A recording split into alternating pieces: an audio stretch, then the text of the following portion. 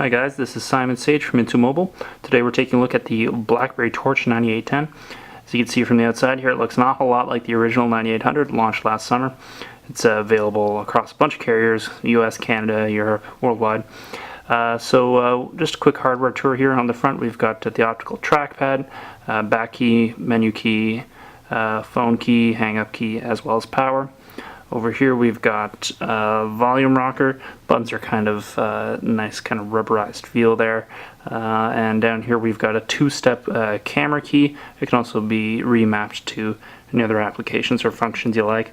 On the back here, the battery door has kind of a neat new style, but nothing particularly special there. 5 megapixel camera there, plus LED flash. The camera can shoot 720p video now, which is kind of nice. And on this side we've got the micro USB slot. Up top we've got the same old mute key and lock key. Mute is also used for pause play in the media player, which is definitely handy, although sometimes irritating. My ongoing problem with this style of button is that it's really easy to accidentally tap the mute key, so you'll be in the dentist's office and accidentally hit it and your heavy metal will start playing, so it's less than convenient sometimes. It also means that if you put it top down into your pocket, it can accidentally unlock pretty easily. The slide-out keyboard here is more of the same from RIM. Very easy to type on. A bit smaller than the other BlackBerries, but it's got that fret design there to separate each row, and it's generally nice to type on.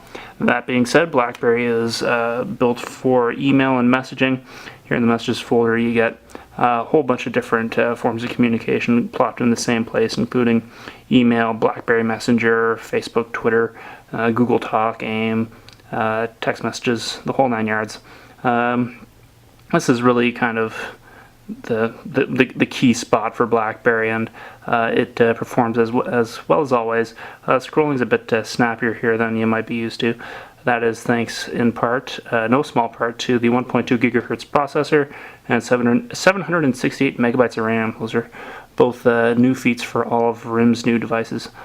Of course, the browser also benefits from the new processor. It pulls up pages really quickly. Plus, there's HSPA Plus support in here, so that means you're pulling stuff down at 14.4 megabits per second if the carrier supports it. There's no flash support in the browser, unfortunately, but when RIM flips the switch on QNX phones early next year, I think it would be a safe assumption that that would be included, since it's in the playbook. This is pulling up Into Mobile's front page.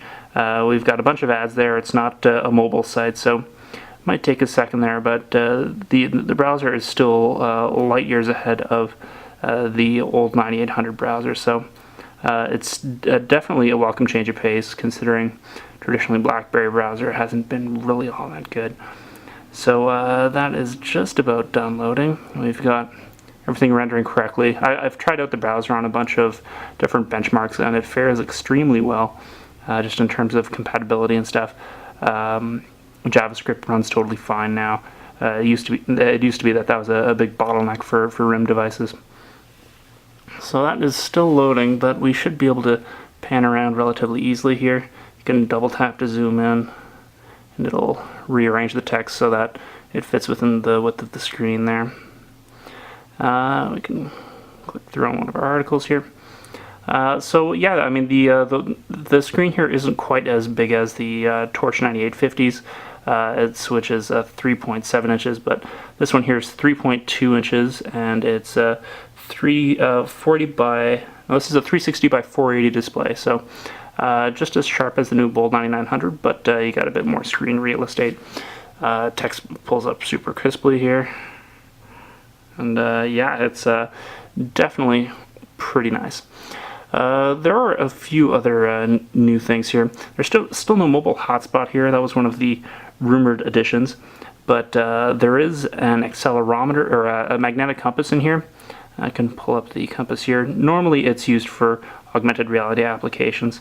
But we can see here, it can tell which direction you're facing. Cool enough. There's also an interesting tie-in here to find your location and point you somewhere else. So let's say I want to go to the mall around the corner here. It'll put a little blue dot there, and I can start facing that away. So kind of neat. I'm not sure if I would necessarily navigate this way as compared to just pulling something up in Google Maps, but the fact that they have this tied in with the native BlackBerry maps, which is much easier on data, is kind of nice. Another kind of application that is new to BlackBerry are 3D games. The AT&T version of the 9810 is coming preloaded with Need for Speed Shift. EA already included that in the BlackBerry Playbook, a similar version to it. Unfortunately, since I've got a Rogers SIM card in here, I'm stuck with the 3D roller coaster game, which is free on all BlackBerries. I've been getting a few hourglassing issues here. This is a larger game. I mean, given it has to pull in a lot of resources from on the 4 gigabytes of onboard storage, but once it does, it runs relatively smoothly. I don't usually have to wait this long though, so I mean, typically you'd think that the new processors and the additional RAM would kind of make lags like this a thing of the past. That was kind of the hope anyway. But here we go. Oh, it's also asking for BBM stuff here. That's a new initiative RIM's doing to open up their proprietary instant messaging network to third-party developers. So your applications can become more social in a number of different ways.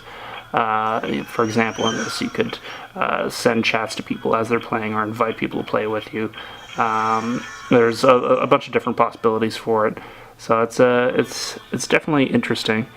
I'll show you a quick run at the career mode here.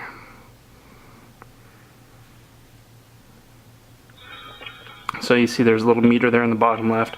It can tell how fast I want these guys to go based on how much I'm tilting it. I can bring them to the stop there, or push them out at full tilt. So yeah, it's a nice novelty to finally have 3D graphics on a BlackBerry. It's kind of old hat for Android and iPhone at this point, but better late than never, eh? So the last thing I want to show you guys is BlackBerry Music. It's a new service that RIM started rolling out recently. Here, I'll show you universal search here. You just start typing and it starts pulling up applications or data from the web or what have you. So there we go, we've got BBM Music. BBM Music is something new RIM currently has in beta. For $5 a month, you basically get to add 50 songs to your playlist. They have licenses with all the big publishers, Universal, EMI, Sony, all that jazz. And you get to share those songs with your BBM Music contacts. Those contacts can in turn be associated with your BBM buddies. So if I want to leap into a conversation with one of my buddies here, I can invite him to BBM if I don't already have him. And if I do, I can launch into a conversation. You can also leave comments on your friends' pics, and you can also shuffle everything that everybody has here. So it's an interesting idea. You know, it's very different from the standard on-demand streaming service that you tend to see for mobile apps. But I figure if you're going to be willing to spend $5 a month anyway, you're probably going to be willing to spend $10 a month to not be limited to 50 songs and the sometimes questionable taste of your friends. So it's a tricky proposition. I do applaud RIM for trying something new, though. I'm just not sure that I would necessarily sign on for it. Anyway, that is the BlackBerry Torch 9810. Be sure to swing by intomobile.com for our full review.